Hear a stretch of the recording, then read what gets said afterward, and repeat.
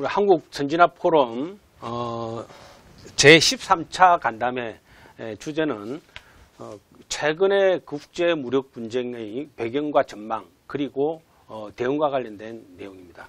이와 관련해서 오늘 대담하실 분은 정말 이 분야에서 우리나라 최고의 전문가라고 할 수 있는 김동명 독일문제연구소 소장님이십니다. 김동명 소장님, 원래 육사 네, 육사 31기를 졸업했습니다. 네, 75년도에 인간했어요. 그런데 그 보기 드물게 또 독일 콘스탄츠 대학교에서 박사학위 따지 않았습니까? 네. 그때 그 박사학위 논문 어떤 제목으로? 그 당시에는 이제 91년도에 제가 그 학위를 마쳤는데 그때는 이제 동아시아에서 미국과 중국, 일본, 삼국의 협력 관계 전망 이렇게. 그리고 대통령 비서실에서 근무하지 않았습니까? 김영삼 대통령 때. 예. 거기서 이제 국방정책 담당관을 하신 거죠.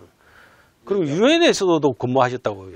이제 국제기구인데, 유엔사 국제기구인데, 이제 CTBTO라고 해서 Comprehensive Nuclear Test Ban Treaty Organization, 포괄적 핵실험 금지기구다. 그러니까 여기서 포괄적이라고 말하는 거는 이제 이 지하에서도 핵실험하면 안 되고 수중에서도 하면 안 되고 대기권에서도 하면 안 되고 이런 거를 전부 이제 싸잡아서 그전에는 예전에 이제 지하에서도 하고 뭐 했는데 이제 완전히 이 포괄적으로 전부 핵실험을 금지하자. 96년도에 이제 론칭이 된 거죠. 그런 측면에서 봤을 때 지금 핵실험을 가장 최근에 한 나라가 북한입니까? 그렇습니다. 네. 정말 우리는 부담스러운 나라에 하고 같이 접하고 살고 있고. 그러니까 2006년도 1차 하고 그다음에 2017년도에 마지막 수소폭탄 실험할 때까지 지구상에서 유일한 나라가 이제 북한입니다. 지금 우리 김동명 박사님께서는 독일 문제 연구소라는 이름으로 또 유튜브 활동도 하고 계시죠? 네네. 한 3년 됐습니다. 네. 거기서는 주로 어떤 주제? 그러니까 지난번에 제가 이제 이 유튜브를 개설한 동기가 그 당시가 이제 2020년도인데 이게 뭐냐면은 독일 통일이 된 지 30주년 되는 해입니다. 그래서 제가 독일 통일 20주년 관련해서는 이제 책을 썼고, 그러니까 독일 통일 그리고 한반도 선택해가지고 책을 썼는데 30주년 때는 이 책보다는 겹치는 부분도 많고 해가지고 오히려 이 유튜브를 통해서 이 독일 통일의 현장을 전부 소개하자 해가지고 그때부터 이제 유튜브를 하면서 독일 통일 문제를 전부 다뤘고 그다음에 독일 통일을 다루면서 이제 더 중요한 거는 우리 한반도 통일을 고민해야 되기 때문에 또 그보다 더 중요한 거는 이제 한반도 안보 환경이나 통일 여건이나 이런 것들을 입체적으로 우리가 봐야 되기 때문에 그래서 이제 그런 내용들을 주로 담고 최근에는 이제 우크라이나 전쟁 이후에 계속 우크라이나 전쟁을 팔로우했고 그다음에 또 관련해 독일 연방군의 실태, 우크라이나 지원하는 문제 관련해서 그다음에 요번에 이제 중동 하마스 이후에 이제 그런 문제들도 다루고 그러니까 주로 이제 세계적인 차원에서 우리 한반도 측면에서 제가 유튜브를 하게 된 가장 큰 동기는 지금 독일에 제가 오래 있었는데 거기서 근무도 하고 오래 있었는데 보니까 이 독일 국민들의 전반적인 의식 수준이 상당히 높다 그런 걸 제가 느꼈습니다. 느끼고 그래서 이런 역할을 도대체 뭘 좀 우리가 해야 되겠는데 공적 기관에서 할 기관 뭐 그런 찬스도 없고 그래서 이 유튜브를 하게 되면은 이 선진국 사람들이 생각하는 안보 관련 어떤 이런 컨셉이나 무슨 뭐 이런 수준의 얘기들을 충분히 내가 쏟아낼 수 있겠다. 그런 취지에서 이제 유튜브를. 그래서 오늘 이제 핵심 주제는 이제 국제 무력 분쟁, 특히 최근. 그래서 우리 사실은 뭐 지구상에 전쟁이 없었던 적도 없고 전쟁이 끊이지 않고 발생하고 있는데 최근에 지금 몇 년간의 지금 무력 분쟁은 그동안 과거에 이제 끊임없이 발생하고 있던 전쟁과 평화 이런 세상에서 봤을 때 뭐 특별한 점이 있습니까? 과거에 뭐 전쟁이 많듯이 뭐 그냥 전쟁하고 있는 것을 보면 됩니까? 안 그러면 뭔가 달라진 게 있습니까? 역시 이제 교수님이 아주 날카로우신데 지금 현재 우리가 이제 2022년도 뭐 2월 24일 날 푸틴이 우크라이나를 쳤고, 그 다음에 올 10월 7일에 또 하마스가 이스라엘 치고, 그래서 지금 지구상에서 두 개의 전쟁이 지금 동시에 진행되고 있는 그런 상황인데, 그럼 지금 말씀하신 대로, 그럼 여태까지 좀 잠잠하다가 왜 지금 갑자기 이들이 터졌느냐. 자, 거기에 지금 포커싱 해가지고 우리가 얘기를 한다면은 제 생각은 그렇습니다. 그러니까 이거는 글로벌 안보 지형 이 문제를 지금 현재 우리가 객관적으로 봐야 그 해답이 나온다고 생각을 합니다. 그러니까 예컨대 이제 자, 45년도에 자, 이제 동서냉전이 시작됐다가 90년도에 동서냉전이 끝나고 그러면서 그 구소련이 이제 해체가 되고, 그렇죠? 그러면서 드디어 이제 미국의 일극주의가, 유니폴라 시스템, 일극주의가 계속 지속되어 오다가 2010년, 90년대 전반적으로, 2000년대 전반적으로, 그러니까 약 한 20년간 미국의 일극체제가 계속 지속되어 오다가, 서서히 이제 그 교수님 잘 아시지만은, 자, 중국이 서서히 부상을 하고, 그렇죠? 그 다음에 이쪽에 그 브릭스라고 그래서 2009년도에 자, 브라질, 러시아, 인도, 차이나, 그다음 사우스 아프리카, 이 나라를 부상하고, 그러니까 완전히 지금 현재 우리 지구상의 글로벌 사우스라는 표현을 우리가 지금 얘기를 하는데 옛날에 이제 개도국이죠. 그러니까 이 팀들의 이제 목소리가 점점 커진다 이 말이죠. 그러면서 상대적으로 미국의 일국주의는 이제 주저앉기 시작하고, 그러니까 팩스 아메리카나는 끝나고, 그렇죠. 끝났는데 요번 우크라이나 전쟁을 해서 다시 불을 지피는 뭐 그런 현상이라고 저는 이제 판단을 하는데, 그러니까 전반적으로 2010년대부터 서서히 이제 미국의 일극주의는 이제 끝나면서 다극주의로 국제사회가 이제 변화하고 있는 가운데 이제 예컨대 이 푸틴이 자, 우크라이나 이 정도 되면 내 꿈을 좀 실현해도 되겠다. 푸틴 머릿속은 항상 자기가 뼈도로 대제가 돼야 되고 제2의 어떤 이런 구소련 그 영광 이런 거를 되찾아야 되고 옛날에 그 옐진이 완전히 다 망가뜨려 놨기 때문에 그래서 지금 우크라이나를 친 거 아닙니까? 자, 그래서 이런 큰 이런 그런 어떤 국제 그 안보 지형 이런 가운데서 지금 이제 푸틴이 먼저 시발을 걸었고 그 다음에 이제 기타 여러 나라들도 자, 미국의 뭐 입김이 좀 흐물흐물해지는데, 대충 한번 해가지고 뭐 이러니까 여기저기서 이제 전부 들고 일어나는 거다. 이렇게 판단합니다. 그러면 이제 지금 우리 소장님 말씀에 따르면 이제 우리 세계가 1급 체계에서 지금 다극 체계로 바뀌고 그 과정에서 우리 60년대, 70년대까지 있었던 냉전이 다시 시작되는, 그래서 요즘 신냉전 시대 이렇게 이렇게 이야기하지 않습니까? 근데 그 신냉전 시대의 신호탄이라고 할 수 있는 게 바로 아까 방금 말씀하신 러시아 우크라이나 전쟁이라는 말씀이신데, 그러면 지금 러시아 우크라이나 전쟁이 지금 643일차 계속되고 있다고 하지 않습니까? 그럼 지금 러시아 우크라이나 전쟁 지금 발생한 원인 이것은 조금 이따 또 이야기하기로 하고 지금 어떻게 되고 있습니까? 지금 또 맨날 전쟁하고 있습니까? 사실은 약간 이렇게 뭐랄까 휴전은 아니지만 뭔가 전쟁이 약간 이렇게 소극적으로 진행되고 있는 겁니까? 지금 상황은 어떻습니까? 지금 그렇지는 않고요. 지금 치열하게 전쟁하고 있습니다. 전쟁하고. 643일차 되는데, 자, 지금 현재 이제 전선이 형성된 전선이 한 1000km 됩니다. 그러니까 러시아가 점령하고 있는 지역, 주로 이제 동부하고 남쪽 이쪽인데, 그 전선을 쭉 따라가면 1000에서 1300km 된다고 그렇게 얘기를 하는데, 거기에 러시아 군들이 전부 다 이제 진지를 구축하고 하고 있는 상태고, 그러면서 그 진지를 이제 타격하려고 역습하고 하는 게 이제 현 상황인데, 그러니까 지난 6월 4일 날, 지난 6월 4일 날 올 여름에 우크라이나가 대공세를 시작을 했죠, 이제. 그러니까 대공세 시작을 했는데 이제 서방에서 들어오는 각종 그 무기 이런 것들을 해가지고 원래는 더 일찍 스타트를 해야 되는데 이게 들어오는 속도가 너무 느려. 그래서 지금 현재 6월 4일 날 최초 이제 대반격을 시작을 했는데 요번에는 성과는 그렇게 없습니다. 지금 현재. 객관적인 평가가. 그러니까 지금 현재 이 전선을 뚫어야 되는데 남쪽 지역에서는 1차 조금 좀 내려갔지만은 그러나 지금 돈좌된 상태고 반면에 이제 그 11월 달서부터 10월 중순서부터 완전히 소련의 또 이제 집중적인 그런 공격세가 시작됐습니다. 그러니까 저 잘 아시다시피 이제 북한으로부터 이제 100만 발 이상 포탄도 들어와 있고 그동안에 양 진영이 완전히 그 소모전 형태로 그러니까 이 포병 사격하고 그다음에 이 드론 때리고 뭐 이런 식을 하면서 이제 계속 그 공방을 이어 나왔었는데 지금 이제 그러다 보니까 이제 포탄이 없는 거예요. 포탄이. 무기 체계도. 이제 저 러시아 같은 경우는 5,500대 전차가 지금 파괴됐어요. 그러니까 쓸만한 것들은 거의 대부분 많이 파괴됐다고 이렇게 봐야 되는 거예요. 지금 현재. 그 다음에 30만, 지금 우크라이나 통계에 따르면 30만 이상이 사망했다고 그러는데 이제 영국 통계에 따르면 한 15만 명이 죽었다.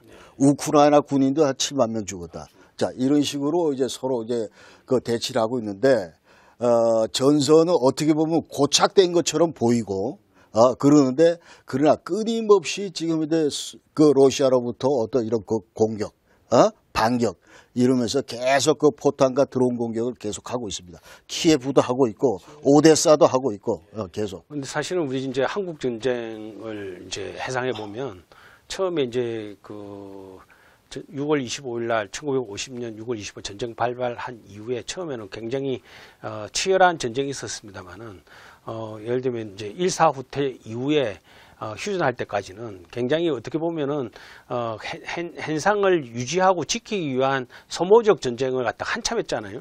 그러면 우리 지금 러시아 우크라이나 전쟁도 그 단계에 지금 진입하고 있다고 볼 수 있습니다. 지금 교수님 지적하신 그대로 현상이 그러니까 언제부터 이것이 지속되고 있냐면은 자 2022년 2월 24일 날 공격을 했는데 한 달 이후로 그러니까 지금 현재 말발굽 형태의 그 동남부 이제 점령 지역 이것이 거의 지금 변화가 없어요. 변화가 없다가 작년 9월 달에 이제 그 북쪽에서 이제 하르키우주 이 북쪽에서 한 8,000평방킬로미터를 이제 역습을 해가지고 우크라이나가 다시 되찾았죠.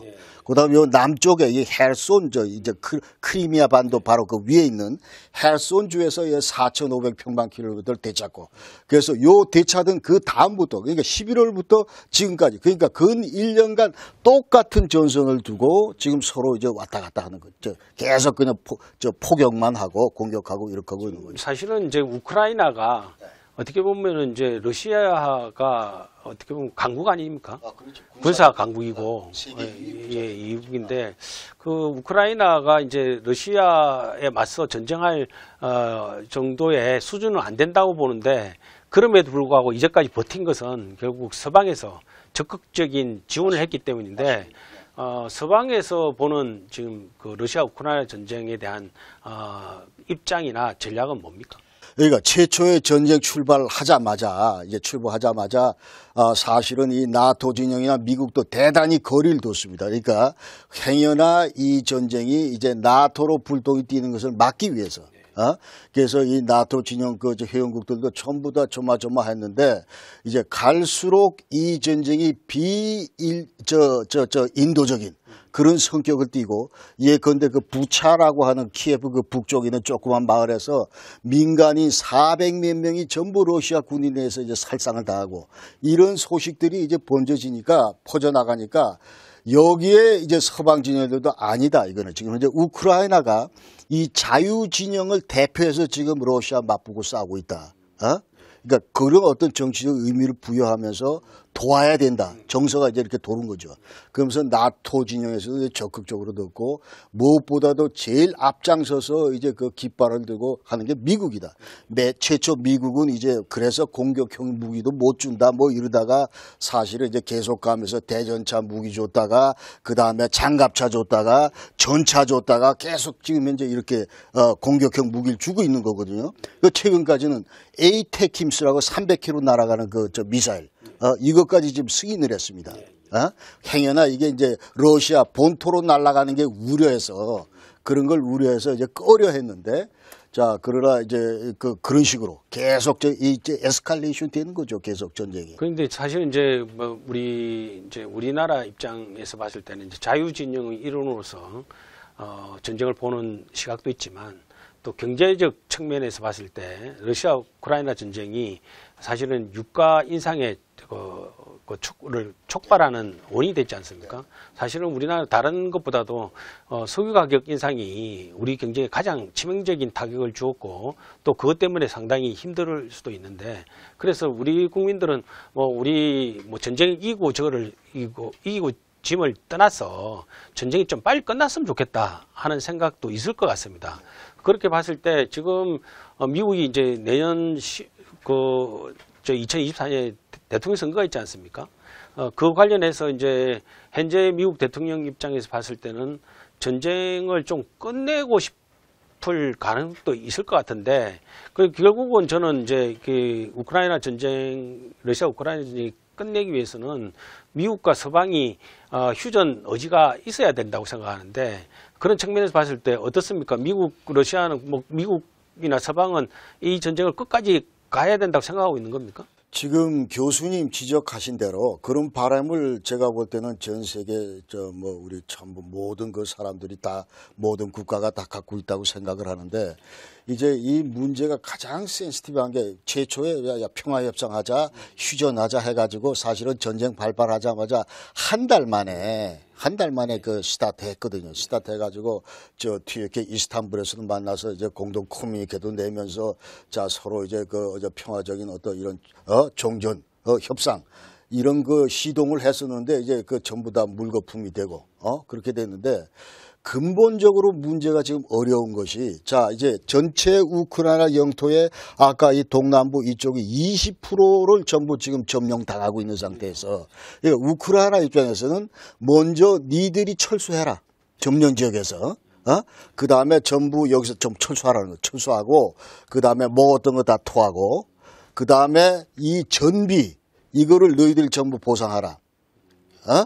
전부, 이제 그런 게 이제 우크라이나 입장이에요. 그러면서 전범자들에 대해서는 확실하게 우리가 재판을 해야 되겠다. 그런 게 이제 우크라이나 입장이고, 그 다음에 러시아 입장은 너희들은 무조건 지금 무기 내려놔라. 항복해라. 이제 그거예요. 그러니까 지금 현재 우리가 점령하고 있는 거는 이미 우리 이제 4개 주인데, 돈바스에 2개 주, 루안스크하고 도네츠크 주가 있고, 자포리샤, 그 다음에 헤르손. 이 4개 주가 완전히 우리 영토다 가지고 합병을 해버렸다, 이 말이에요. 작년 9월 30일 날. 이게 우리 땅이 돼버린 거예요. 거기서 어떻게 나가? 완전히 우리 땅이라고 선포를 했는데 못 나가죠. 그러니까 이런 상황에서 서로 이제 완전히 안 맞는 거 아니에요. 그러니까 그런데다가 지금 말씀하신 대로 또 이제 얘들도 대선이 있어요. 2024년에 러시아도 대선이 있고 우크라이나도 대선이 있어. 그럼요. 그러니까 러시아는 아직 일정이 발표가 안 됐는데 2024년 3월 말로 예상한다고 하고 있고, 얼마 안 남았네요. 얼마 안 남았어. 그러니까 이 우크라이나는 3월 31일 날 합니다. 내년도에. 그건 나와 있고. 그러니까 12월 중순 되면 이제 러시아는 정확한 날짜를 이제 공고를 할 예정인데, 그러니까 지금 현재 대선이 있기 때문에 어떤 그 양 진영 다 이제 다 양보할 수 없고, 한 채의 땅이라도 더 확보를 해야 되고, 그 다음에 이제 푸틴 입장에서는 지금 현재 요 4개 주를 합병을 했다고 했는데, 그 가운데 이제 그 돈바스 지역이라고 아까 얘기대로 루안스크가 있고 도네츠크가 있는데, 루안스크는 100% 먹었어. 근데 도네츠크는 지금 현재 60%밖에 못 먹었어. 40%가 남았어 지금. 그거 지금 계속 하려고 바흐무트하고 이쪽에 아우디카 이쪽하고 막 쿠판 이쪽하고 전부 다 계속 지금 공격을 하고 있는 거예요. 근데 그 1년 넘게 지금 하고 있어. 지금 이제 그 소장님 말씀 들어보니까 내년 3월에 지금 러시아나 그 다음에 우크라이나 대통령 선거가 끝나기 전에는 전혀 안 끝나겠네요. 그런데 전문가들 얘기는 자, 이거하고 상관없고, 그때까지는 어떤 형태 지속이 되고, 그러다 그 이후에도 2024년 말 25년까지 가기 때문에 이것이 유럽에서 베트남 전쟁이 될 거다, 이렇게. 지금 아까 얘기대로 양측의 입장이 종전이 중요한 게 아니고 지금 현재 이렇게 20%를 빼앗긴 상태에서 손들고 나가라는 게 지금 우크라이나 입장에서 수하기 어렵잖아요. 그런데 지금 독일 같은 나라는 조금 입장이 다르다는 이야기도 들었는데, 그 어떤 측면에서 그런 이야기를 하고 있어요?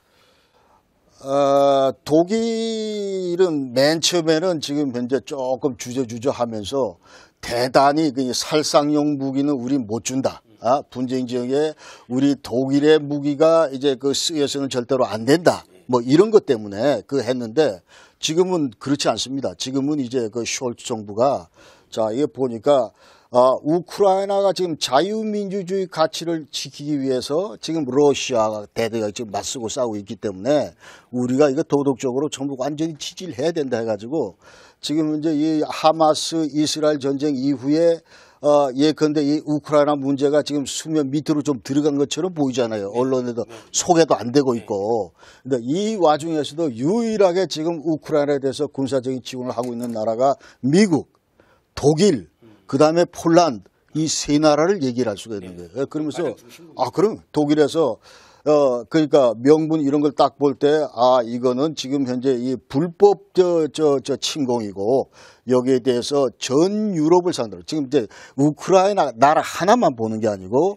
완전히 이쪽 자유민주주의 진영을 대표해서 얘들이 지금 싸우고 있는 거다. 사실은 이걸 나토가 들어서 싸워줘야 되는데 나토의 대리전이라고 보면 또 되는 거죠. 지금 그렇게 봐야죠. 사실은 뭐 우크라이나가 뭐 전비나 뭐 여러 가지 측면에서 봤을 때 사실 러시아하고 싸울 상대는 되지 않죠. 안 되죠. 그러니까 그래서 지금 현재 이 나토 진영에서 EU 진영에서 계속 이제 어떤 이런 재정적인 지원을 하고 있고 그 다음에 특히 이 센시티브하기 때문에 이제 미국을 중심으로 해서 이제 우크라이나 디펜스 뭐 이런 하는 장비, 컨택 그룹 뭐 이런 걸 만들어가지고 매월 지금 개최를 합니다. 매월 미국 주도로. 그러니까 이 서방 진영을 좀 모아서 야, 너 어떤 무기 줄래? 너는 어떤 무기 줄래? 뭐 이런 식으로 해가지고 계속 17변 받아서 계속 공급을 하고 그런 역할을 지금 미국이 하고 있죠.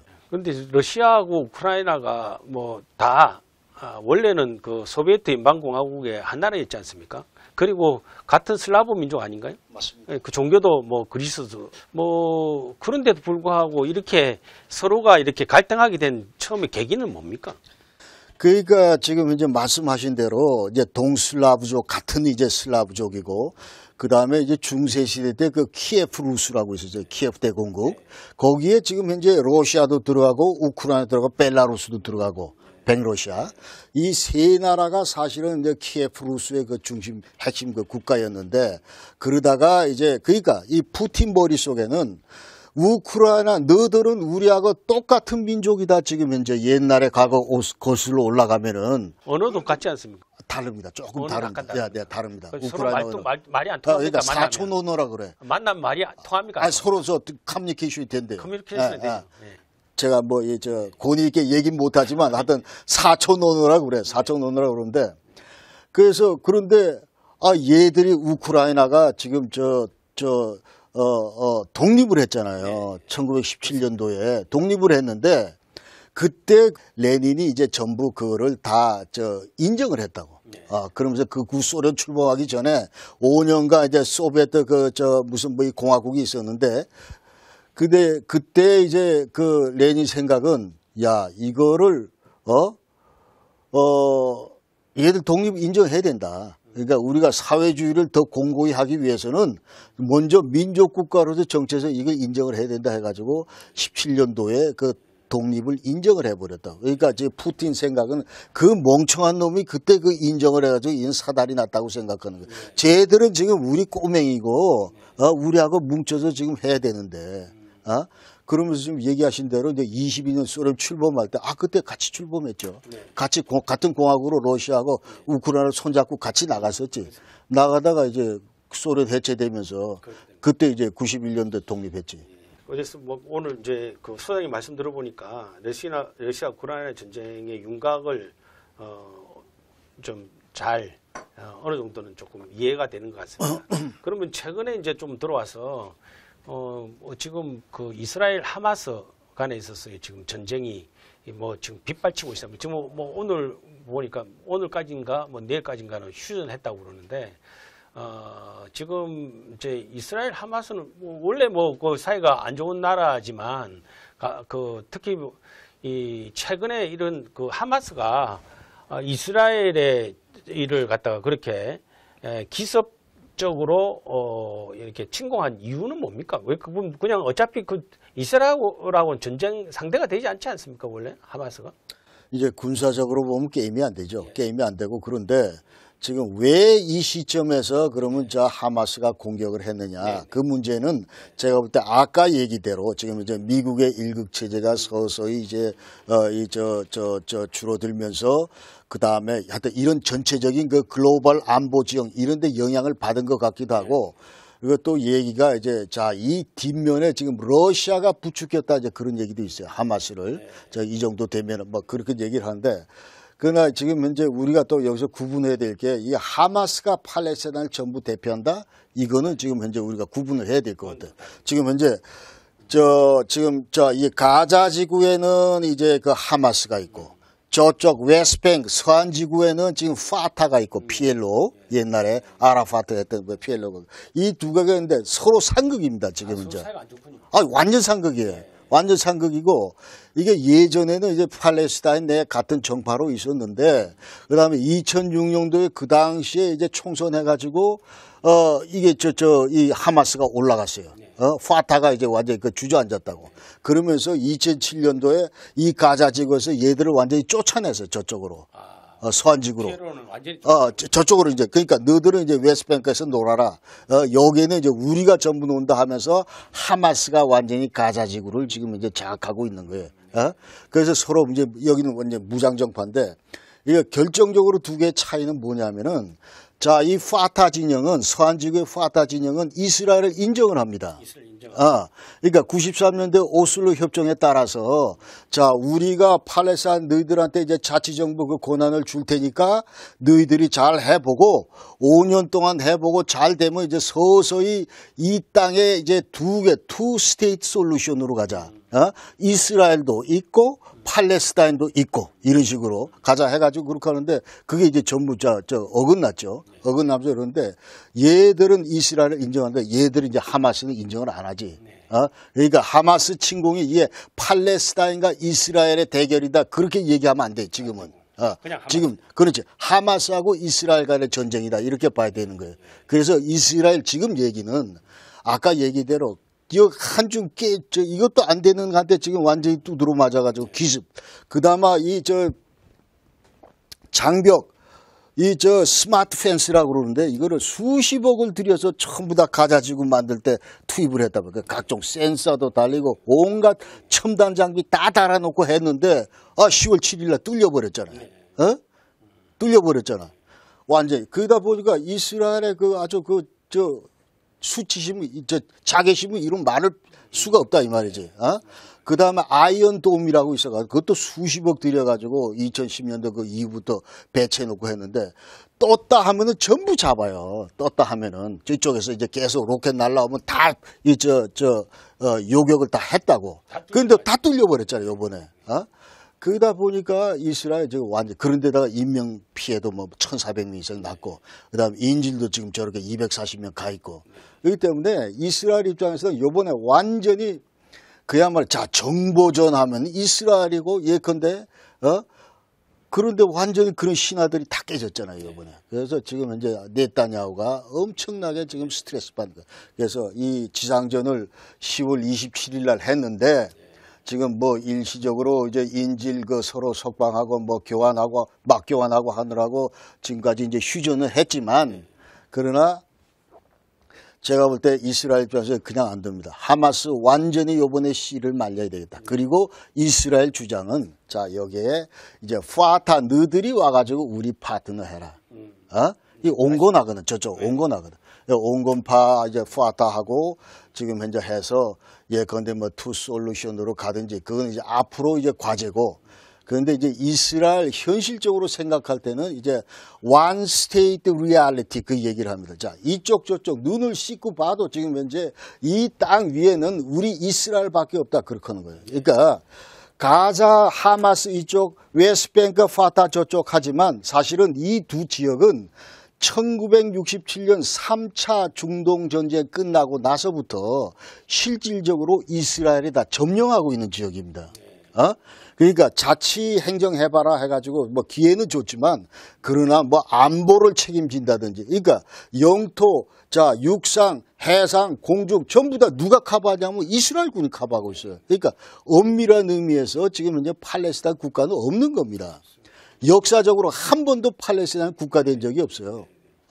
그렇기 때문에 지금 현재 한 번도 없습니다. 그러니까 1947년도에 그 당시 유엔에서 야 너희들 이 땅에다가 자 가운데 이스라엘 양옆에 팔레스타인 해가지고 국가하라 하는데 팔레스타인 아랍 민족들이 그때 거부를 했거든. 이거를 유엔 안을 거부를 했거든. 그 이후로 한 번도 없어. 그런데 이제 88년도 팔레스타인이 야 우린 뭐 독립했다 하는데 지금 55개국의 선진국도 미국 포함해서 대한민국 포함해서 일본, 서구지역 포함해서 전부 다 이 팔레스타인 국가로 인정을 안 합니다. 지금 유엔에서도 안 하고 그래서 non-member status, observer status만 갖고 있는 거고 팔레스타인은. 그러니까 이제 지금 문제는 이스라엘이 하마스를 섬멸하지 않으면 안 된다. 이번에 완전히 소탕해버리겠다 이런 여지를 가지고 전쟁을 하고 있는데 지금 네타냐후 그렇죠. 문제는 이제 그 하마스의 배후에 러시아도 있지만 더 중요한 건 이란이 있다는 이야기가 있지 않습니까? 그럼 이란 같은 경우에 있어서는 이스라엘이 일방적으로 승리하는 걸 내버려 두고 볼 수는 없다. 지금 이번에 하마스가 이제 침공한 배경에 또 그 이란이 보는 입장에서는 이스라엘이 아랍의 다른 국가들하고 평화 관계를 외교 관계를 더 강화시키고 뭐 이런 모습에 대해서 이란 국가 입장에서는 뭐 별로 마땅치 않게 느껴서 일부러 그 하마스로 하여금 침공하겠다는 그런 설도 있지 않습니까? 그리고 지금 문제는 이제 이스라엘이 하마스의 전쟁이면은 뭐 그냥 이스라엘 국내 문제라고 볼 수도 있어요. 이스라엘 국내 안에서 이랬으니까. 그런데 문제는 만약에 이제 이란이 개입하게 되면은 새로운 중동 전쟁이 될 수 있지 않나 하는 그런 우려도 있지 않습니까? 그런데 그렇게 확전될 가능성은 있습니까? 그 교수님 지금 말씀하신 그런 얘기들을 이제 일반적으로 많이 하는데 제가 볼 때 사실은 이 하마스라는 이 무장단체가 이스라엘의 그 연 1억 불 가까운 그 재정 지원을 받아가면서 그럼요. 그 받아가면서 이제 뭐 로켓이나 이런 것도 전부 들여오고 그래서 지금 현재 500km 그 땅굴이 있다고 그러잖아요. 그 가자 지구에 그 밑에서 전부 이제 조립도 하고 갖다 놓고 예전에는 자 이걸 보내면 저쪽 아프리카 수단으로 갔다가 수단에서 이집트로 왔다가 이제 가자로 들어오고 이런 식으로 이제 무기도 주고 돈도 주고 이런 식으로 이란이 한 건 사실인데 그런데 제가 볼 때는 이거를 이제 그 중동 이쪽 지역의 이제 글로벌 어떤 이런 그 전체 이 안보 지형을 이제 객관적으로 볼 때 사실은 그럼 이스라엘이 지금 안고 있는 안보 어떤 이런 국가 이익 이런 것들 어떤 게 있느냐 이런 걸 볼 때 과연 하마스를 지원하는 것이 예컨대 이만큼의 국가이라고 하면은 그거보다 훨씬 더 큰 거는 뭐냐면 자 미국으로부터 제재 해제 이런 거예요. 그러니까 지난번에 핵 합의에 의해서 이제 저 모든 게 잘 풀렸다가 자 이제 다시 이게 저 캔슬됐잖아요. 야? 누구야 트럼프가 깨버렸잖아요. 그러면서 새로운 생션 들어가고 하니까 지금 이란 집권층들의 지금 최대 관심은 어떻게 하면은 이와 같은 그 외부로부터 생션 이거를 좀 해제를 해서 국가를 살려야 되느냐 이런 게 훨씬 더 크다는 거지. 그러면서 최근에 이제 뭐 이 잘 말씀하신 대로 사우디하고 이란이 사실은 이 유럽의 종주국이다가 서로 수십 년째 으르렁거리다가 이제 뭐 중국의 중재로 이제 화해했잖아요. 정상화하고 그런 식으로 하고 하다 보니까 이란이 입장에서 이렇게 들여보면서 저 하마스가 뭐 쳐서 기분은 좋은데 그러나 이것이 계속 가가지고 야 전폭적으로 더 해봐 해가지고 막 무차별적으로 이게 지원할 그런 형편은 못 된다 이 말이죠. 그러니까 지금 현재 뭐 예멘의 그 후티나 아니면 저쪽에 헤즈볼라나 레바논의 헤즈볼라나 뭐 이렇게 해가지고 야 니들이 좀 도와서 뭐 하려면 해봐 뭐 이런 그 뭐라 그래 그 당구 칠 때 그런 막 그렇게 하는 성격이지. 이거를 내놓고 야 지금 이제 완전 붙어보자 팔 걷어가지고 내가 천만의 말씀 중동에서 그런 위치가 아직 안 되고 있습니다. 그 다양스러운 거네요. 그러니까 이란이 이스라엘 하마스 전쟁에 직접적으로 개입할 가능성은 그렇게 높지 않게 보인다. 그렇게 하면은 이제 그렇게 되면 결과적으로 보면 이스라엘 내에서 생기는 내전이라고 볼 수 있는 거 아니에요? 그렇죠. 그나마 우리가 중동 전쟁과 관련해서 중동 전쟁의 위험성은 다소 좀 확률이 떨어진다 하는 것은 좀 안심할 수 있는 국제전으로 비화될 가능성 좀 안심할 수 있는 정말 우리 소장님 말씀 들어보니까 좀 안심이 됩니다. 안 그러면 저희가 지금 걱정하는 거는 혹시 또 이게 이란까지 개입해가지고 새로운 또 중동 전쟁이 발발하면 이거 또 유가가 폭등하고 그렇지 않아도 우리 경제가 지금 위태위태한 상태에서 더 나빠지지 않을까 하는 걱정이었는데 소장님 말씀 들어보니까 이제 조금 안심이 됩니다. 그러니까 여태까지 이 범아랍주의 이런 건 사실 실체가 저는 없다고 생각해요. 범아랍주의. 옛날에 초창기에 이제 영국이나 프랑스가 중동 지역에 들어가서 실질적으로 이제 관할 통치를 하다가 전부 독립시켜놨더니 자, 이스라엘이 자, 독립한다. 우리가 오늘부터 48년 5월 14일 벤구리온이 얘기를 했더니 그때 이제 아랍 연맹 나라들이 전부 이스라엘을 쳤는데 그게 바로 제 1차 중동전이거든요. 그러니까 4차 중동전쟁에 그게 끝. 그 이후부터 범아랍주의 이런 것보다는 팔레스타인을 계기로 해가지고 야 우리 국가가 얼마만큼 거기 가서 내 땅을 지키느냐 내 국가 이익을 챙기느냐 이런 차원에서 끼어들고 개입하고 한 거지 이거를 야 이게 우리 범아랍의 적인 그 이스라엘을 위해서 우리가 똘똘 뭉치자 그런 구시점 제가 볼 때 없다고 생각합니다. 네.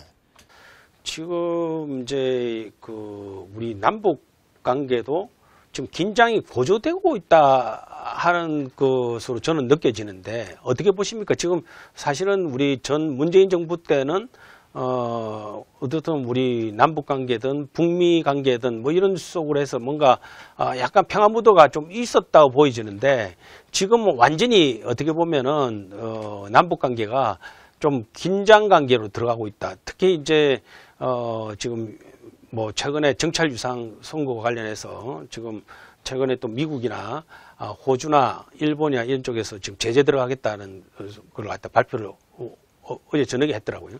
뭐 그런 것도 있고 어떻든 이제 특히 이제 지금 저희는 지금 걱정되는 것 중에 하나가 북한은 사실상 핵을 가진 국가라고 볼 수 있는 거 아닙니까? 어떻게 보십니까? 당연히 핵을 가졌죠. 그러니까 지금 이제 우리 일반 국민들이 아직 정치하는 사람들조차도 몰라. 핵 실험을 했다고 하는 의미는 핵을 가졌다는 얘기예요. 자, 이거 봅시다. 이게 지금 핵 실험, 풍계리에다가 북한이 2000년 10월 9일 날 1차 이걸 집어넣어 놓고 터뜨렸는데 이걸 이제 전문 용어로 그 핵 폭발 장치라고 그래요. Nuclear Explosive Device라고 그래. 여기에 뭐가 들어가 있냐면은 핵물질도 들어가 있어요. 이게 플루토늄 피트라고 하는 핵물질도 들어가고 각종 장약도 들어가 있고 그래서 이거를 터뜨릴 때 핵 반응이 일어나. 나 안 나. 그거를 확인하는 게 핵실험이에요. 그러니까 국제사회에서 그러니까 1945년 7월 16일 날 미국이 최초로 TNT 사이트에서 핵실험을 했어. 똑같이 이거를 컵을 넣고 이제 터뜨렸어. 터뜨리는데 핵 반응을 해. 그 다음에 여기에다가 껍질을 입혀, 껍질을. 이제 밤 쉘링 한다고 그러는데, 자, 껍질을 입혀가지고 3주 뒤에 어디 떨어뜨렸냐 하면은 나카사키에 떨어뜨린 거예요, 핵무기가. 그러니까 3주 전에 핵실험 거기에다가 껍질만 입혀가지고 각종 그 파이어링 시스템 뭐 이런 걸 전부 다 메커니즘 이런 것들을 전부 씌워가지고 떨어뜨린 게 나카사키에 떨어진 팻맨이다 이 말이에요. 그러니까 북한은 2006년 10월 9일 날 이걸 했다 하면은 이런 거에다 껍데기만 씌우면 핵무기가 되는 거예요.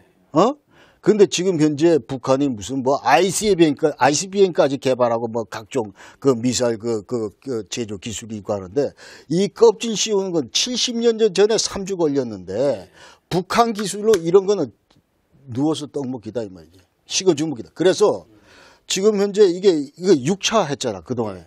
6차례 실험했잖아요. 그러면서 이게 점점 돼가지고 자 플루토늄 탄도 하고 하일리 인리치 유레늄 해가지고 고농축 우라늄 탄도 하고, 그 다음 부스트 피션 밤 해가지고 증폭핵 분열탄도 하고, 그리고 수소폭탄, 마지막 수소폭탄. 수소폭탄이라는 이 속에다가 다시 또 다른 재래 그 핵무기를 집어넣어가지고 폭발력을 키우는 거예요. 그러니까 북한은 지금 수소 폭탄까지 갖고 있는 나라예요. 그러니까 지금 핵 보유국이라고 당연히 핵 보유국이지. 그런데 이제 다른 나라 지금 핵을 인정을 안 하고 있다는 거지. 핵 보유국은 핵 보유국인 거죠. 분명히. 당연하죠. 그러니까 지금 우리가 여기서 구분해야 될 두 가지가 지금 현재 많은 사람들이 헷갈려.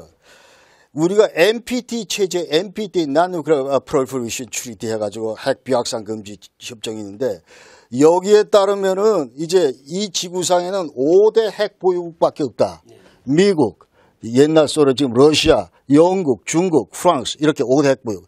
이 나라들은 뭐냐고 그 규정을 하냐면 1967년도 1월 1일 이전에 핵무기를 전부 보유했던 나라만 누클리어 웨폰 스테이트 핵보유국이고 나머지는 전부 난 누클리어 웨폰 스테이트다.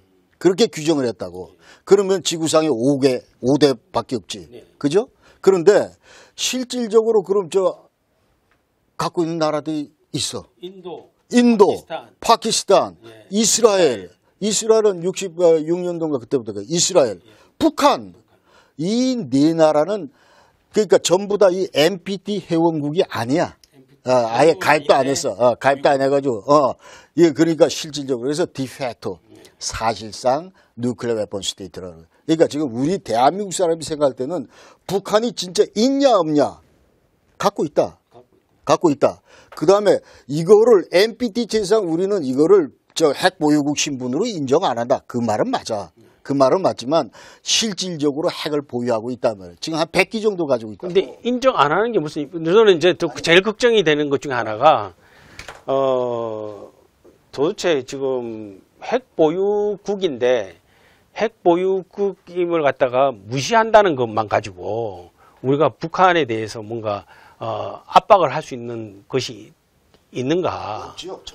전혀 없죠. 예. 그리고 지금 제가 오늘 한 가지 또 질문 드리고 싶은 것은 핵 보유를 한 나라치고 그 보유한 핵을 포기한 적이 있습니까? 그런 나라 있습니까? 있죠. 그러니까 93년도 옛날에 그 사우스 아프리카 남아공이 이제 6기 그 HU 탄을 좀 개발해서 갖고 있었는데 그 당시에 이제 국제사회가 이제 그 생션이 계속 들어갔거든. 그 아파타이드 그 흑백 뭡니까 이게 차별 정책하고 해서 그래가지고 그 당시 데클라 대통령이 야 이거는 버리는 게 낫겠다. 전부 뭐 자진 핵 포기했어요. 그 남아프리카 공화국은 그래도 뭐 자유진영에 가까운 국가잖아요. 그러니까 그러면서 이제 국제사회로부터 우린 나이스한 국가가 되겠다. 이제 그렇게 하는 거고 그 다음에 이거는 뭐 조금 경우는 다르지만은 우크라이나 같은 경우가 예전에 구소련 때 그 15개 공화국 중에 하나니까 거기에 한 3천여 개의 핵무기를 가지고 있었어요. 그런데 독립을 해버렸잖아. 그러니까 이 3천여 개의 핵무기를 그런데 이걸 어떻게 할 거냐. 쟤들이 가지고 있으면 쟤들 소리가 되는데 그래서 이거를 러시아한테 전부 다 이관을 했어. 그 이제 협정이 바로 이제 부다페스트 메모랜덤 해가지고 94년도에 미국하고 영국하고 러시아하고 해가지고 얘들 거 전부 다 러시아로 돌려줘. 가지고 있던 3,000기 전부 다 돌려줘서. 그래서 지금. 우크라이나가 후회하고 있는 것 중에 하나입니까? 그거 바로 아닙니까? 그겁니다. 지금 현재 젤렌스키가 가는 데마다 얘가 너희들 만약 핵 가지고 있다면 절대로 양도하지 마라. 그러니까 핵 보유하고 있으면 이제 그 셀프 디펜스가 되는데 그렇지 못해서 우리가 지금 이 꼴을 당하고 있다. 이렇게 통탄하고 있는 거예요. 그럼 북한도 핵을 포기할 가능성은 죽었다 깨도 안 하죠. 확률이 제로라고 봐야 되는 거죠. 교수님 같으면 하겠어요? 안 하죠. 죽었다 이런 상태에서 그럼 우리가 할 수 있는 건 뭡니까? 유일하게. 그래서 지금 우리가 할수 나온 있는 것이 건 우리가 제가 볼 때 우리도 핵을 가져야 된다. 근데 지금 북한이 핵 가진 것에 대해서 제재하는 것 가지고는 지금 별로 뭐 안 된다는 거 아닙니까, 지금까지? 그러니까 지금 이제 여러 가지 과제가 있는데 예컨대 이제 처음부터 논리적으로 풀면은 북한은 지금 이제 핵실험 이후에 해가지고 계속해서 100기 핵무기를 가지고 있잖아. 그러면 문제는 뭐냐면 이 100기를 어떻게 버리게 할까? 김정은이나 아니면 그 다음 레짐이 나와가지고 어떻게 버리게 할까? 이게 북한의 비핵화라는 거야. 이 과제가, 첫 번째 과제가. 그 다음에, 그건 이제 별도 과제고, 그 다음에 가지고 있는데 이거를 우리를 상대로 못 쓰게 어떻게 할 거냐. 그러면은 이게 지금 평양에 이렇게 있는데 이게 지금 서울 상공으로 못 날아오게 하려면 우리 서울에도 우리 남한에도 이런 핵이 있어야 서로 디터런스가 된다, 억제가 된다 이거예요. 이제 억제 측면에서 그렇고 그 다음에 이것을 만약에 억제가 실패해가지고 북한이 예컨대 땡겼다. 미사일로 땡겼다 예컨대. 자 서울로 날아온다. 우리 영공에서 어떻게 이거를 요격할 거냐 이거.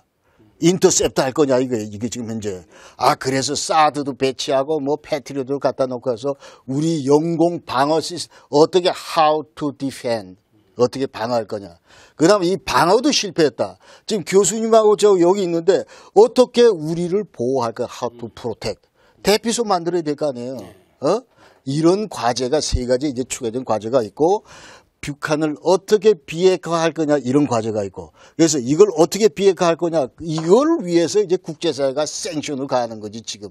오케이 김정은 갈 때까지 가보자. 계속 여러 가지 이제 9차례 유엔의 그 생션이 있었잖아요. 9차례. 안 먹히는 게 아니라 먹히고 있지. 그러니까 이제 나라별로 전부 다 이 무슨 뭐 기름을 준다든지 여러 가지. 북한이 핵을 포기하지 않으니까. 안 하니까. 그러니까 갈 때까지 가보자. 이게. 계속 생션 해가지고 지금 경제사정은 많이 악화됐자 안 좋잖아요. 그럼 어떻게 되나 두고 보자 이거지. 두고 보자 이거지. 그런데 사실은 이제 뭐 북한 핵도 핵이지만 실제 이번에 그 이스라엘 하마스 전쟁에서 봤을 때 이스라엘이 그렇게 강력한 방공망을 가지고 있음에도 불구하고 하마스의 그 공격에 무력하게 됐잖아요.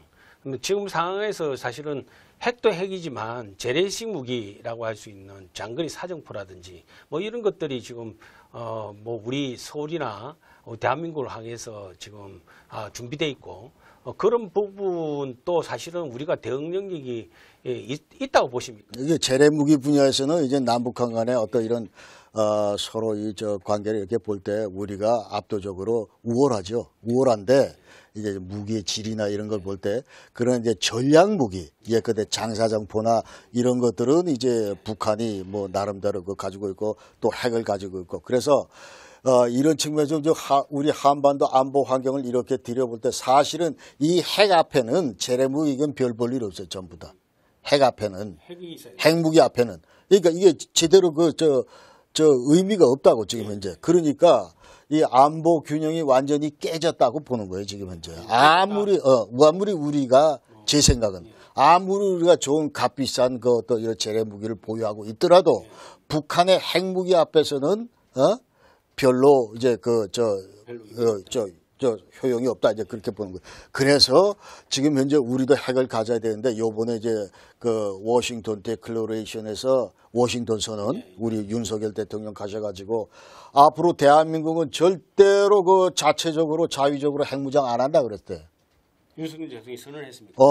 그 이제 그렇게 선언은 안 하고 우리는 NPT 2조를 철저히 준수한다. 그 NPT 2조. 그 말이죠. 그러니까 NPT 2조는 이제 우리가 비핵 보유국 신분으로서 NPT가 규정하고 있는 각종 그런 어떤 이 아티클 이런 것들을 잘 준수하겠다. 그 얘기는 뭐냐면 일체 핵 보유국으로부터 핵무기 제조할 수 있는 기술을 받거나 자체 뭐 만들거나 이런 걸 안 하겠다는 거예요. 그러면 우리 지금 그 소장님 생각하고 반대 방향으로 지금 한 거 아니에요? 아니지, 갔죠. 갔는데 소장님은 아까 우리나라도 핵 보유해야 된다고 핵 보유한다고. 그런데 핵 보유한다는데 거기는 보유하지 않는다고 선언했는데 왜 그러니까, 갔다고 하십니까? 아니. 그러니까 조금 얘기를 더 들으셔야 돼요. 그래서 우리도 서울에다 핵을 갖다 놨다고 제가 말씀을 드렸는데, 그러면 갖다 놓는 방법이 우리가 스스로 만들든지, 자위적 핵무장, NPT 다 깨버리고 탈퇴하고 2조고 다 빼버리고 그 다음에 아니면 미국의 전술핵을 잠깐 갖다 놓든지 지금 이제 유럽 5개국에 지금 나토 뉴클리어 쉐어링 해가지고 미국의 전술핵이 있잖아요. 전술핵이 원래 우리나라에 있었지 않습니까? 옛날에 있었죠. 58년 있다 91년 전 뺐잖아. 그때 빼고 난 다음에 이제 지금 없는 상태가. 당연히 없죠. 그런데 전술핵을 갖다 놓으면 지금 중국이 가만히 있겠습니까? 아이, 그 상관없지. 상관없지. 중국 신경 쓸 거 하나도 없어. 왜냐하면 예. 우리 안보 때문에 핵무장한 북한의 위협이 실제하기 때문에 우리가 지금 내 코가 지금 석자인데 우리가 살아야 되겠다. 이게 지금 너들 베이징을 향하는 게 아니고 이건 전적으로 갖다 놓고 북한이 여기에 대해서 핵 위협을 못하도록 하는 거기 때문에 억제하는 거기. 그 우리 말이죠. 이게 예를 들면 우리 사드 같은 경우도 우리가 방어하기 위한 건데도 불구하고 중국이 얼마나 이런저런 압박을 가해가지고 고초를 그런 얘기를 하는 중국이 잘못된 거죠. 잘못되긴 잘못된데 잘못된 존재도 현실적인 존재야. 아니 그러니까 떳떳하게 그러니까 역대 정부가 일관되게 이렇게 했으면 중국이 저는 그렇게 안 나왔다고 봐. 그런데 이 엉성한 문재인이나 이런 좌파 정권이 들어와 가지고 중국은 태산 갖고 우리가 뭐 이러니까 뭐 말뻥끗하면 그냥 움츠려 들고 이렇게 하는데 지금 대한민국 안보를 위해서 지금 얘기를 하는 건데 그럼 너희들이 지금 현재 북한 놈들 예컨대 이런 거 못하도록 핵무장 못하도록 너희들이 지금 계속 컨트롤 했어야지. 사회주의 동맹국이. 이렇게 지금 핵무장 해가지고 우리를 위협하고 있는 실제에서 우리 살라고 그러냐 지금. 자위적인 그 수단을 우리가 강구하는 차원에서 하는 거다. 떳떳하게 얘기하니까 지금 쑥 들어갔잖아. 그러면 미국이 전략핵 배치할 가능성은 있습니까? 저는 있다고 봅니다. 왜냐하면 요번에 그 워싱턴 데클러레이션에서 이게 뉴클리어 컨설터티브 그룹을 만들자 해가지고 핵 협의 그룹을 만들었잖아요. 그래서 7월 18일 날 요번에 우리 청와대 NSC하고 저쪽 미국의 NSC하고 만났어. 저쪽 캠벨이 오고 우리 김태호 그 박사가 오고 해가지고 만났는데 앞으로 여기서 이제 뭘 하기로 이제 3개월마다 이제 전부 개최하자 이거.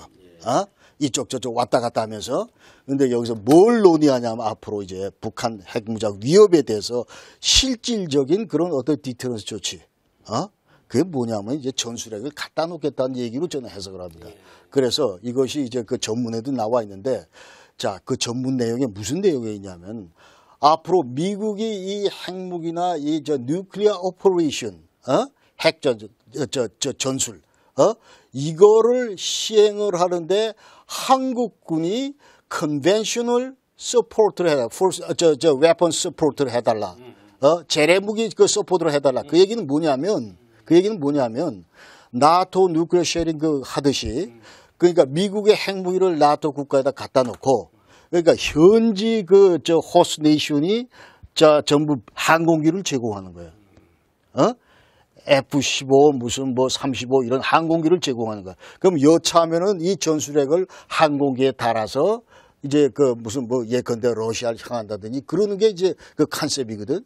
그러니까 앞으로 만약에 해서 이거를 전부 다 군산에다가 100기를 설치한다 하면은 이때 작전 뛸 때 너희들 비행기 너희들이 대라. 근데 이제 제가 조금 걱정되는 것은 지금 이제 우리 소장님 말씀하신 그런 시나리오는 바이든 행정부에서는 지금 가능한데 지금 이제 미국 대선 지금 구도를 보면 트럼프가 지지율이 1등 아닙니까? 트럼프가 집권하게 되면 이 모든 것이 다 뒤집힐 거다 하는 그런 우려의 목소리가 벌써 나오고 있지 않습니까? 그런 부분에 대해서는 어떻게 생각하십니까? 그래서 이 트럼프도 맞습니다. 그런 우려가 있는 건 사실인데, 그런데 이제 미국의 핵 태세 뉴클리어 파스처 리뷰, 뉴클리어 파스처 리뷰 (NPR) 매 정권마다 이걸 핵 태세 검토 보고서를 만들어요. 근데 그 당시에 이제 클린턴도 트럼프도 보면은 전임 정부하고 똑같아. 전부 다. 그 전부터. 그런데 이제 클린턴 때부터 이게 나왔는데 클린턴 그다음에 저쪽에 부시, 아들 부시, 그다음에 오바마, 트럼프, 바이든 이런 식으로 나오는데 이제 NPR의 내용은 거의 유사합니다. 그러니까 이제 그 속에 어떤 내용이 들어있냐 북한은 잠재적인 핵 공격 대상으로 돼 있어요. 그렇기 때문에 이런 차원에서 어프로치하면 지금 현재 쟤들은 100길 가지고 있는데 아무리 한미 동맹이 좋고 좋은 억제 수단이 되지만 핵에는 핵이다. nukes for nukes 이것이 이제 동서 그 군축 협상을 통해서 나오는 그런 좋은 교훈이다. 예컨대 76년, 77년 그 당시에 그 구소련 때 자 이거 중거리 핵무기를 전부 다 이제 우크라이나하고 벨라루스에다 배비를 했잖아요. 배비를 했는데 여기 나토가 지금 현재 영국에도 핵무기가 있고 프랑스에도 핵무기가 있고 그렇지만은 나토 진영에서 어떻게 그 결정을 내렸냐면 그래? 좋아. 우리도 그럼 너희들 코앞에다 갖다 놓는다 해가지고 독일에다가 그 인접국에다가 프로싱트하고 토마크루즈 미술 이런 걸 실제로 갖다 놨다. 그러니까 결국은 그게 이제 87년도에 중거리 핵무기 그 감축 협상 INF로 이제 연결이 돼가지고 둘 다 폐기를 했지. 그러니까 핵 앞에는 핵을 갖다 놓는 거다 이 말이지. 어쨌든 이제 그 트럼프 행정부는 그동안 이제 과거 전례를 봤을 때 이제 미국 그 회담 정상회담을 통해서 북한 핵 문제를 갖다 해결하려고 노력했고 그 과정에서 대한민국이 뭐 상당히 배제됐었다 하는 그런 말도 있지 않습니까? 그런 측면에서 봤을 때 이제 이게 문재인 정부임에도 불구하고 좀 북한이나 이 중국에 좀 친하면서도 뭐 어떻든 그런 정부임에도 불구하고 우리 대한민국이 이렇게 배제된 상황이었는데 지금 우리 윤석열 정부와 같이 그런 스탠스로 있을 때 뭐 트럼프가 과거에 이제 미국 회담 같은 걸 갖다가 다시 시작한다고 한다면 그리고 뭐 최근에 제가 보도를 보니까 뭐 북한 핵 문제 같은 것도 트럼프 자기가 대통령 되면 해결할 수 있다 말하고 그렇게 권했다 하더라고요. 뭐 그런 상황을 봤을 때 우리나라 혼자 그 완전히 낙동강 오리알 되는 물을 수도 있지 않습니까? 제가 볼 때는 지금 현재 역대 정부 쭉 가운데서 지금 현재 제대로 지금 스탠스를 취하고 있는 게 저는 윤석열 정부라고 봅니다. 왜냐하면 이 한반도 문제의 근본적인 그런 그 코어 컨셉을 가지고 있어야 되는데 역대 정부는 하나도 그런 게 없어. 평화, 이 썩은 평화입니다. 전부 현재. 한반도 안보 현실 이것도 객관적으로 모르고 막연히 감상적으로 통일지상주의 평화 뭐 프로세스가 좋고 이런 거 하는데 도대체 지금 한반도가 남북한이 어떤 지금 그 체제 속에 있느냐. 냉전구조 속에 있거든요. 70년 넘도록 가네. 그 이 냉전구조가 뭐냐면 남북한 적대관계도 있지만 자, 이 정전협정 체제도 있고 남북한을 중심으로 한 4강의 역학관계도 있고 이런 것들이 있는데 70년째 지금 현재 이 남북한이 갇혀있다 이 말이에요. 그런데 지난번 정권 얘기합시다. 문재인은 맨날 무슨 얘기냐면 평화 프로세스가 어떻고 저쩌고 어떻고 하면서 이거 완전히 뭐 그런 식으로 계속 평화만 강조를 했다고. 그러면서 뭐 판문점 선언이 어떻고 9.19 합의가 어떻고 뭐 이런 식으로 계속 하는데 지금 무슨 얘기를 하냐면 자, 이 냉전 체제를 벗어나기 위해서는 우리가 크게 5개 과제가 있어요. 그 중에 하나가 아까 얘기한 대로 핵 문제 이게 안 풀리면 모든 문제는 다시 빠꾸도 할 수밖에 없어요. 백도 할 수밖에 없어요. 핵 문제 이게 풀려야 되고 그 다음에 남북한 간의 군사적인 긴장 완화가 돼야 돼요. 그래서 이제 9.19 뭐 핵합의도 했다 뭐 하는데 그 얘기는 또 좀 다르고 긴장합의가 되는데 이걸 하려고 노력했지만 하나도 지금 안 되고 있어요. 지금 현재. 그 다음에 정치경제 공동체 한다든지 아니면은 남북평화협정 이걸 한다든지 정전협정이 너덜너덜 하니까 이걸 어떻게 바꾸거냐 이런 문제. 자, 이런 것들을 전부 다 한 다음에 우리가 남북연합 단계에 들어가고 평화체제, 평화협상 뭐 이런 얘기를 해야 되는데 전혀 이걸 안 한 상태에서 지금 현재 계속 평화 얘기만 하고 있단 말이에요.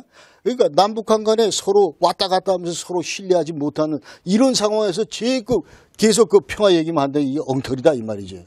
그러니까 지금 현재 우리가 설악산 등산을 하는데 예컨대 70년째 지금 우리는 어디 있냐면 신흥사에서 신흥사 외설악 대청봉 가려면 한참 멀었어. 그런데 문재인이나 이 좌파 정권 들어와서는 항상 무슨 얘기냐면 대청봉 와서 봤더니 저 금강산도 보이고 대청봉 올라가면 좋은 건 누가 몰라.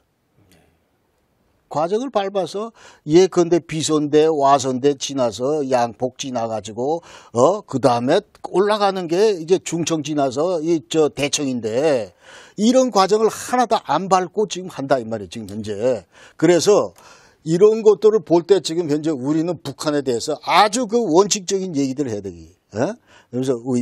그래서 저는 이 윤석열 대통령께서는 제대로 그 스탠스를 하고, 그다음 북한 너희들이 이 문제 아까 얘기한 이런 5개 태제에 대해서 너희들이 동의를 못하면 여기서 남북한이 돌파구를 못 열면 우리가 절대로 그 다음 날로 못 나간다. 저는 이제 그 근본적으로 걱정하는 것은 전쟁이라는 같은 이런 사태가 벌어졌을 때 잃을 것이 있는 나라와 잃을 것이 없는 나라가 있는데 북한 같은 경우는 잃을 것이 없는 나라잖아요. 독재 체제고 그런 나라와 긴장 관계를 강화시켜 나갈 때 그리고 특히 우리나라 같은 경우에 있어서는 해외 무역 의존도가 굉장히 크고 그런 상하에서 이런 한반도의 긴장 관계가 계속적으로 고조만 되고 또 특히 북한이라는 체제가 정상적인 국가가 아니잖아요. 그런데 그런 국가와 그 대응함에 있어서 예를 들면 이 적대적 관계를 계속 유지하는 것이 유일한 해결책인가? 그런 부분에 대해서 사실은 좀 걱정되는 목소리가 좀 있지 않습니까? 그래서 역대 정부들도 모르고 지금 많은 대부분의 그 대한민국 국민들이 전부 그렇게 생각을 하죠. 교수님 말씀대로. 근데 제가 볼 때는 이게 완전히 엉터리 그 평화를 우리가 위해서 근데 이런 본질적인 문제들을 전부 다 거론을 못하고 그런 건 제가 바람직하지 않다고 생각을 하고 그래서 이제 어떤 형태든 뭐 전쟁은 피해야 되지만 그러나 이제 한미 관계를 제대로 하고 그다음 한미 동맹 체제를 제대로 유지하고 있으면은 저는 충분히 그런 그 위협으로부터 우리가 예방할 수 있다고 생각해요. 그래서 오늘 이제 우리 김동명 독일 문제 연구소장님을 모시고 최근의 국제 무력 분쟁의 배경 전망 그리고 우리나라의 이제 이 북핵과 관련된 그리고 북한과의 관계까지 이르러서 여러 가지 말씀을 나눠봤습니다. 그러면 오늘 이제 마무리 짓는 측면에서 우리 이 대한민국이 앞으로 이런 지금 신냉전 체제로 들어가고 있는 이런 상황하에서 대한민국은 전략적으로 어떠한 입장에서